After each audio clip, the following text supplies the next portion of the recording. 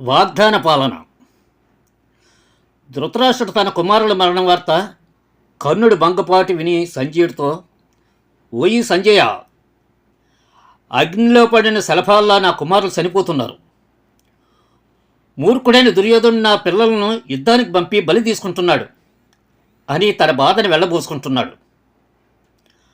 ఆ మాటలు పూర్తి కాకముందే దుర్యోధనుడు అందుకొని, ధైర్యంలో అసమానుడు అజేయుడైన కర్ణుడు మన పక్షాన ఉన్నాడు, ఇంకా మనల్ని ఎవరు జయిస్తారు? కర్ణుడు నా పక్షాన ఉంటే దేవతలు సైతం నాపై యుద్ధం చేసి జయించలేరు. ఈ పాండవులు నన్నేమి చేయగలరు అన్నాడు. ఇంతకుముందే భీముడితో యుద్ధంలో కర్ణుడు తోకబుడిచి పారిపోవడం గురించి ధృతరాష్ట్రుడు విన్నాడు.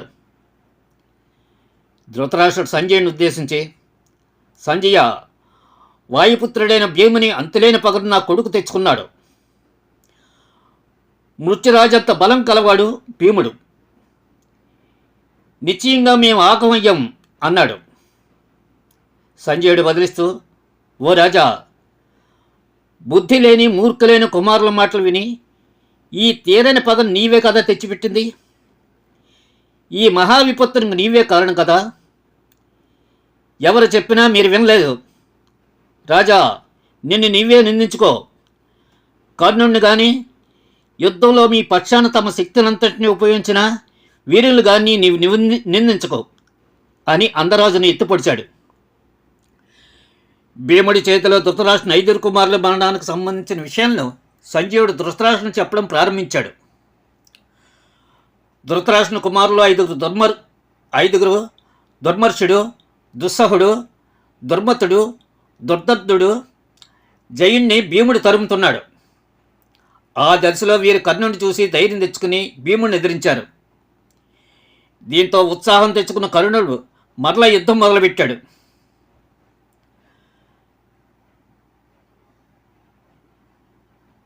భీమసేనుడు మొదట ధృతరాష్ట్రుని కుమారులు విడిచి కర్ణుడి పైన యుద్ధం సాగించాడు. కానీ నీ కుమారుల వారి ఒత్తిడితో భీముడికి ఆగ్రహం కలిగించారు. దీంతో అతడు వారి వైపు తిరిగి ఈ 5 అన్నదమ్ములను చంపాడు.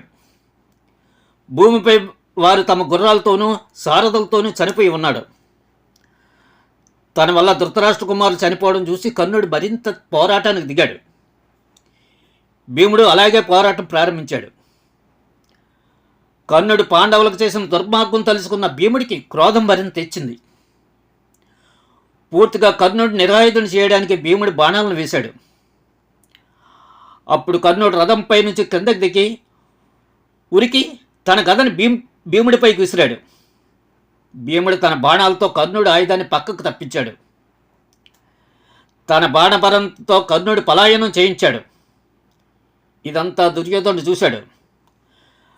కర్ణుడికి సహాయంగా పంపిన తన తమ్ముళ్ళైన చిత్రుడు, ఉపచిత్రుడు, చిత్రాక్షుడు, చారుచిత్రుడు, శరాసనుడు, చిత్రాయుధుడు, చిత్రవర్మ అనే 7 భీముని చంపాడు.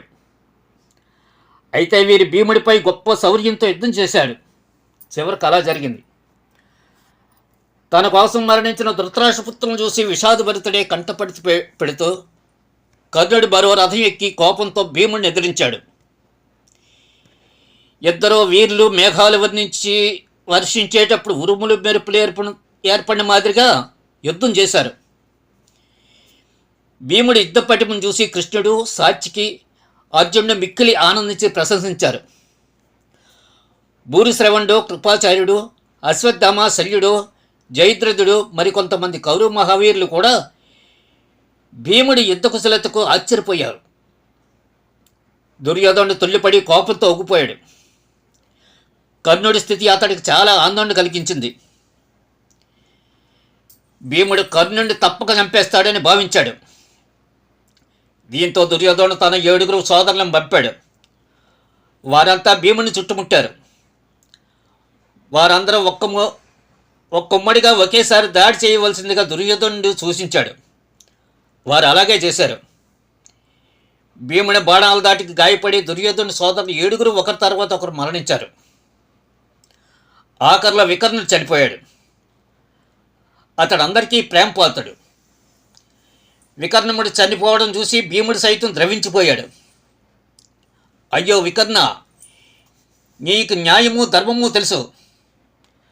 క్షత్రియ ధర్మాన్ని అనుసరించి నీవు మీ పక్షాన్ని యుద్ధం చేసావు. నిన్ను సైతం నేను చంపాల్సి వచ్చింది. నీ వంటి వారిని పితామహుడని భీష్ముడు బలి కాపాడని ఈ యుద్ధం నిశ్చయంగా మనకు ఒక శాపమైందని అన్నాడు భీముడు. ఈ ప్రకారం ఒకరి తర్వాత ఒకరు తనకు సహాయం చేయవచ్చి దుర్యోధను తమ్ముళ్ళు చనిపోవడం చూసి కర్ణుడు విషాదంలో మునిగాడు. రథంలో నుంచి అతడు ఈ ఘోర దృశ్యాలను చూసి కళ్ళు మూసుకొని కూర్చున్నాడు. తర్వాత స్వస్థత పొంది హృదయాన్ని దృఢపరుచుకుని యుద్ధం సాగించాడు. కర్ణుడి ముఖంలో ఇదివరకు దరహాసం పోయింది. యుద్ధంలో భీముడి రథసారథి గుర్రాలు చనిపోయాయి. భీముడి రథం కూడా ధ్వంసమయ్యేది. రథంలో ఉన్న కర్ణుడు భీముడిపై ఈట విసిరాడు. ఆ ఆయుధాన్ని తన బాణంతో తప్పించుకునే సమయంలో భీముడి కత్తి డాలు చేతపట్టి ముందుకు వచ్చాడు. కర్ణుడు భీముడి డాలును కూడా ధ్వంసం చేశాడు. భీముడు తన కత్తిని తిప్పి విసరగా అది కర్ణుడి ధనస్సు విరిచింది. కర్ణుడు మరో ధనస్సును అందుకుని ఇది వరకటి కంటే తీక్షణమైన బాణాలను భీముడిపై వేశాడు. భీముడు కోపం పట్టలేక కర్ణుడిపైకి లంఘించాడు. కర్ణుడు తన రథం పతాక దండం పక్కన దాక్కుని మరణాన్ని తప్పించుకున్నాడు. ఆ తర్వాత కర్ణుడు రథంపై నుంచి భూమిపై కురికాడు. అతడు వేసే బాణాలను భీముడు నిరాధుడయ్యాడు. కర్ణుడు వేసే బాణాలను చచ్చిపడిన ఏలుకుడు కడేబారాలను అడ్డు చేసుకుని భీముడు యుద్ధం సాగించాడు. ఈ యుద్ధం ఎక్కువ సమయం జరగలేదు. ఇక భీముడు విపత్తు దశలో ఉన్నాడు. కర్ణుడు నవ్వుతో భీముడిని ఉద్దేశించి, మూర్ఖపు తిండిపోతా, నీకు యుద్ధం ఏమీ తెలీదు. నీవెందుకు ఇక్కడ యుద్ధంలో ఉంటావు? అడవులకు పోయి పండ్లు దుంపలు తిని ఒళ్ళు పెంచుకో. నీవు రాక్షసుడివి. క్షత్రియులు చేసే యుద్ధానికి నీవు తగినవాడు కాదు, పైకి పోవని తిట్టాడు. దీంతో భీముడు ఆగ్రహోదగ్రుడయ్యాడు. కర్ణుడు కుంతికి తానిచ్చిన వాగ్దానాన్ని గుర్తు తెచ్చుకుని భీముడిని చంపలేదు. కృష్ణుడు, అర్జున అటు చూడు, కర్ణుడు భీముడిని ఎలా హింసిస్తున్నాడో అని చూపించాడు. మహాప్రతాపవంతుడైన తన అన్న అవస్థ చూసి అర్జునుడి కళ్ళు కోపంతో ఎరిపెక్కాయి. తన గాంధీవాన్ని వంచి కర్ణుడిపై బాణాన్ని ప్రయోగించాడు. కర్ణుడు సంతోషించి భీముని విడిచిపెట్టి అర్జునుడితో తలపడ్డాడు. పాండవుల్లో ఒకరిని మాత్రమే చంపుతానని తాను కుంతికి బాసి ఇచ్చాడు. ఆ ఒక్కడు అర్జునుడే అని మరోసారి కర్ణుడిని నిశ్చయపరిచాడు. ఈ విధంగా సంజయుడు ధృతరాష్ట్రుడికి యుద్ధం గురించి పోసుకొచ్చినట్లు వివరించాడు.